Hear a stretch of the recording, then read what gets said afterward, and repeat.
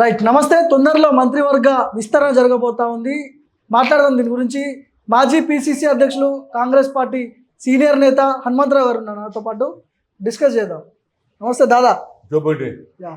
ఎట్లుందే, నడుస్తుందా మొత్తం? నిరుద్యోగులంతా మళ్ళీ రోడ్లు ఎక్కుతున్నారు కదా. నిరుద్యోగం ఇష్యూలో already government taken a decision. ఇప్పుడే చెప్పిన మేము భర్తీ చేస్తామని. అదేవిధంగా గ్రూప్ 1 గ్రూప్ 2 కూడా అంచెలంచెలుగా జరుగుతుంది. ఏదే కానీ తొందరపాటు చేసి మళ్ళీ అట్లా లీకేజ్ అయిందనుకో మళ్ళీ కొత్త కొట్లాట అని గవర్నమెంట్ ఆలోచన చేసి పనిచేస్తుంది. ఇచ్చిన వాగ్దానాలన్నీ పూర్తి చేస్తామని రేవంత్ రెడ్డి చెప్పాడు. అదేవిధంగా సోనియా గాంధీ తోటి అనిపించారు కాబట్టి ఆమె కూడా చాలా సీరియస్ ఉన్నది. అన్నీ కూడా చెయ్యాలని అనేది నా ఉద్దేశం. మంత్రివర్గ విస్తరణ జరుగుతోంది. ఇంకా 6 మంత్రుల్ని క్యాబినెట్లో తీసుకునే అవకాశం ఉంటుంది కాబట్టి హనుమంతరావు ఉండబోతున్నాడు దాంట్లో. ఎట్లా లేదు, హనుమంతరావు ఎందుకుంటాడండి? నేను పెద్ద రాష్ట్రానికి పిసిసి అధ్యక్షుడు, క్యాబినెట్లో నాకు ఇంట్రెస్ట్ లేదు, నేనేం అడగా. కానీ ఒక బీసీకి ఇవ్వమని అడుగుతున్నాను. ఎందుకంటే ఇంతకుముందు 2 సార్లు అగ్రకులాల వాళ్ళు ఉండేది, బీసీకి ఇవ్వమని అడుగుతున్నాను. మీ పార్టీలో బీసీలకు మంత్రివర్గ విస్తరణలో అవకాశం చాలా తక్కువ శాతం ఉంటుందంట, ఒక చర్చ అయితే నడుస్తుంది. చూడండి, రాహుల్ గాంధీ ఓపెన్ ప్రామిస్ చేశాడు. జితినా హిస్సేదారి యుక్తి భాగీదారి అన్నాడు. క్యాస్ట్ వైజ్ సెన్సర్ చేయడం అన్న కనుక ఆ ఆలోచన మన రేవంత్ రెడ్డి కూడా చేస్తాడనేది నా ఉద్దేశం. గతంలో కొంతమందినే చేసింది, ఈ క్యాబినెట్లో సరి అయిన న్యాయం జరుగుతుందని నేను అనుకుంటున్నాను. దానం నాగేందర్ లాంటి పేర్లు వినిపిస్తా ఉన్నాయి. వాళ్ళు గతంలో తెలంగాణ ఉద్యమంలో లాఠీలు పట్టుకొని ఉద్యమకారుల మీదకి పోయారు. అట్లాంటి వాళ్ళని తీసుకొచ్చి టికెట్లు ఇచ్చి మళ్ళీ ఇప్పుడు మంత్రి ఇచ్చే అవకాశాలు ఉన్నాయని ఒక చర్చ జరుగుతుంది. పేపర్లో వచ్చింది, దాని మీద కామెంట్ చేయగానే అయినప్పుడు ఏదైనా ఆలోచన వాళ్ళే అన్నారు కదా, కొత్తగా వచ్చినటువంటి వాళ్లకు పదవులు ఇవ్వమని అన్నారా లేదా? అన్నారు. రేవంతే అన్నాడు న్యూ వర్కర్స్ ఇవ్వని అన్నారు. గెలిచిన వాళ్ళకే ఇవ్వాలి అని అంటున్నాడు. ఆ ఆలోచనలో ఆయనలో కూడా మార్పు ఉండొచ్చు అనేది నా ఉద్దేశం. సికింద్రాబాద్ టికెట్ ఇచ్చారు కదా మరి దానం నాగేందర్కి. ఇచ్చేటప్పుడు ఏం ప్రామిస్ చేసిండో, ఎందుకంటే ఆమె హైకమాండ్కి చెప్పింది కదా, దీపా మున్షి చెప్పింది కాబట్టి నిలబడ్డాడు. ఇక దీపా మున్షిని అడగాలి మీరు. నేనే అడుగుతా, నువ్వు కూడా అడుగు, మాట్లాడదాం. ఇప్పుడు గతంలో రాహుల్ గాంధీ చెప్పిండు, వేరే పార్టీలో నుంచి వచ్చిన నాయకులకు టికెట్లు ఇవ్వరు, పదవులు ఇవ్వరు, జస్ట్ కార్యకర్తలాగా పనిచేయాలని. అవును అన్నాడు. కొన్ని ఇష్యూస్లలో కొంత వెనుకకు పోయినా ఫ్యూచర్లో మాత్రం తప్పనిసరిగా రాహుల్ గాంధీ ఆలోచనను ఇంప్లిమెంట్ చేస్తారని నేను అనుకుంటాను. ఎందుకంటే ఆయన హైకమాండ్ మనిషి, హైకమాండ్ చెప్తేనే ఈయన పిసిసి అధ్యక్షుడు అయ్యిండు. ఇక్కడ కూడా 4 ఏళ్ళు కష్టపడ్డాడు, ముఖ్యమంత్రి అయ్యిండు. కనుక ఆయన అన్ని విధాలు ఆలోచన చేస్తాడు అనేది నా ఉద్దేశం. ఇప్పుడు 6 మంత్రులను తీసుకుంటారు క్యాబినెట్లకి, అందులో ఒక బీసీని మంత్రి ఇచ్చే అవకాశం ఉంటుందో? దానికోసం హనుమంతరావు కొట్లాడతాడా, పోరాడతాడా?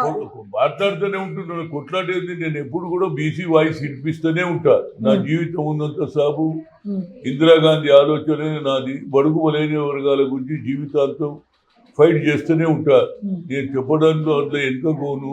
తప్పనిసరిగా బీసీలకు కూడా సరి అయిన న్యాయం జరగాలనేది. ఇప్పుడు ఇద్దరే ఉన్నారు, ఇంకా 2-3కి ఇస్తుండొచ్చు అనేది నా ఉద్దేశం. 60% ఉన్న బీసీలు ఎంతమంది మీ పార్టీలో ఉన్నారు మంత్రులని ప్రతిపక్షాలు అంటున్నారు. చూడండి, ఎన్నికలప్పుడు వేరియస్ రీజన్లో టికెట్లు ఇవ్వవలసి వస్తుంది, కానీ ప్రభుత్వం వచ్చిన విధంగా అన్ని ఆలోచన చేస్తారనేది నా ఉద్దేశం. ఇప్పుడు సీతక్కకి హోంమంత్రి అనే కొన్ని వార్తలు వస్తున్నాయి, నిజమేనా? మీకు ఏమైనా ఇన్ఫర్మేషన్ ఉందా? సీతక్కకి హోంమంత్రి పదవి ఇస్తున్నారని ఒక చర్చ పేపర్లో చూసిన. ఆయన ఎవరు, దామోదర్ రాజు నరసింహ అన్నాడు, ఆమెకు హోం అన్నాడు, ఇంకోటి ఏదో చెప్పిండు. కానీ ఏదైనా నిర్ణయం చేసేవాడు ఎవరు? రేవంత్ రెడ్డి. కాబట్టి రేవంత్ రెడ్డి పేపర్లో వచ్చిన దాని మీద నేనేం కామెంట్ చేయను. ఎందుకంటే ఎవరి ఆలోచన వారికి ఉంటుంది, కానీ ఫైనల్గా హైకమాండ్ ఆలోచన చేస్తుంది అనేది నా ఉద్దేశం. ఇప్పుడు సీతక్క కూడా దామోదర రాజనరసింహ ఆయన హెల్త్ మినిస్టర్ పట్ల కొద్దిగా అసంతృప్తిగా ఉన్నాడు అనేది కూడా మార్పులు చేర్పులు ఏమైనా జరుగుతాయా ఇప్పుడున్న మంత్రుల్లో? చూడండి, క్యాబినెట్ అనేది ఆయన ముఖ్యమంత్రి ప్రెరగేటివ్. ఆయన ఏం చేస్తాడో ఆ తర్వాత మాట్లాడగానే తప్పనిసరిగా దామోదర్ రాజు ఇచ్చిన ఏదైతే మెడికల్ మినిస్టర్ తప్పనిసరిగా దానికి న్యాయం చేస్తాడు. మొన్ననే వరంగల్లో పోయి సూపర్ స్పెషాలిటీ హాస్పిటల్ కూడా దానికి ఫండ్ రిలీజ్ చేశారు. కనుక ఆయన డిపార్ట్మెంట్లో తప్పక ఏది కొత్త జ్వరాలు వచ్చినా, కొత్తగా వచ్చినా బడుగు బలైన వర్గాలకు సరి అయిన న్యాయం చేస్తాడు అనేది నా ఉద్దేశం. పిసిసి అధ్యక్ష పదవి రెడ్డి సామాజిక వర్గానికి వస్తుందా, బీసీ సామాజిక వర్గానికి సంబంధించిన నాయకుడికి వస్తుందా? న్యాయంగా చెప్పాలంటే 2 సార్లు ఏది ఉత్తమ్ కుమార్ రెడ్డి అయిండు, రేవంత్ రెడ్డి అయిండు కాబట్టి ఈసారి బీసీకి రావాలనేది నా ముఖ్య ఉద్దేశం. సో ఎవరైతే బాగుంటుంది మీ అభిప్రాయం నేను ఏంది? పేరు చెప్ప ఒక బీసీకి ఇవ్వడానికి మీ ప్రయత్నాలు చూడండి, ఆ, బీసీ వర్గానికి ఇవ్వమని చెప్తా కానీ ఫలానానికి ఇవ్వమంటే మిగతా వాళ్ళందరూ చూసినా హనుమంతరావు ఆయన పేరు చెప్పి నా పేరు చెప్పాలి. కొత్త పంచాయతీ ఎందుకు నాకు? అది ఏదైనా ఆలోచన ఆయన చేస్తాడు. మొదటి నుంచి కూడా మన ఎవరు గౌడ్ ఉన్నాడు కదా, మధుయాష్కి మహేష్ గౌడ్ గౌడ. మొదటి నుంచి యూత్ కాంగ్రెస్ ఎన్ఎస్ఏలకు అంచెలంచెలకు వచ్చిండు, వర్కింగ్ ప్రెసిడెంట్ చేసిండు, బాగా చేస్తున్నాడు. ఇప్పుడు ఉన్న వాళ్ళ దాంట్లో రాజకీయంగా అనుభవం ఉన్నది, రాజకీయంగా పార్టీ అనుభవం ఉన్నది కనుక ఆయనకి ఇస్తే బాగుంటుంది అనేది నా ఉద్దేశం. మహేష్ కుమార్ గౌడ్కి పిసిసి ఇస్తే బాగుంటుంది అనేది మీ అభిప్రాయం, అంతేనా? అంటే పని చేసే వారికి ఇవ్వాలన్నారు. ఇవాళ అందరికి నా మీద కోపం ఏంటి? ఉమ్, రేవంత్ రెడ్డి కష్టపడ్డాడు, ఆయన ముఖ్యమంత్రి అనగానే అందరికి కోపం వచ్చింది కదా. ఈ కొత్త పంచాయతీ ఎందుకు? ఆర్గనైజేషన్కి వెళ్ళి వచ్చిండు, ఎన్ఎస్ఏకి వెళ్ళి వచ్చిండు, యూత్ కాంగ్రెస్ చేసిండు, వర్కింగ్ ప్రెసిడెంట్ చేసిండు, రేవంత్ రెడ్డికి రైట్ హ్యాండ్గా పనిచేసిండు. ఆయన కొంత అవకాశాలు ఎక్కువనే చెప్పగలుగుతా కానీ ఆయనకి ఇవ్వమని నేను ఎట్లా చెప్తాను? ఓకే. బీసీకి ఇవ్వాలి అవకాశాలు, ఎవడు పనిచేసినో ఆయనకి ఇవ్వాలి. అందులో అతనికి ఎక్స్పీరియన్స్ ఉంది కాబట్టి ఆయన వస్తాడేమో అనేది ఊహాగానాలు ప్రతి దగ్గర కూడా అనుకుంటున్నారు. వస్తుందేమో, let them we can see that. కానీ కాంగ్రెస్ పార్టీ అంటే రెడ్ల పార్టీ అనే ఒక ముద్ర అయితే బయట నడుస్తుంది చర్చ. ఈ నేపథ్యంలో రెడ్డి సామాజిక వర్గానికి కాకుండా బీసీకి వచ్చే పరిస్థితి కనిపిస్తుందా పిసిసి అధ్యక్ష పదవి? నా నా కాన్సెప్ట్ వీకర్ సెక్షన్. నేను తప్పనిసరిగా వీకర్ సెక్షన్లో బడుగు బలైన వర్గాలకి ఇవ్వాలి అనేది నా ఉద్దేశం. ఎందుకంటే మెజార్టీ మేము ఉన్నాం, ఓట్లు మావి బీసీ ఎస్సీ ఎస్టీలు ఓట్లు ఉన్నాయి కనుక బీసీలకు ఇస్తే పార్టీకి లాభం. రాహుల్ గాంధీ కూడా అదే సందేశం కన్యాకుమారి నుంచి కశ్మీర్ దానికి ఇచ్చిండు. క్యాస్ట్ వైజ్ సెన్సర్ అనడం, జిత్తా ఇచ్చేదారికి భాగీదారు అన్నాడు. నిన్ననే జయరాం రమేష్ కూడా ఒక స్టేట్మెంట్ ఇచ్చిండు, ఏమని 50% సీలింగ్ ఎత్తేయాలి, 9th షెడ్యూల్కి వెళ్ళి ఇవ్వాలి అనేది ఆయన కూడా చెప్పిండు. అది పార్లమెంట్లో కూడా డిస్కషన్ అవుతుందని నా ఉద్దేశం. దానికి పూర్తి మద్దతు నేను అందరు ఎంపీల దగ్గర కూడగడతా.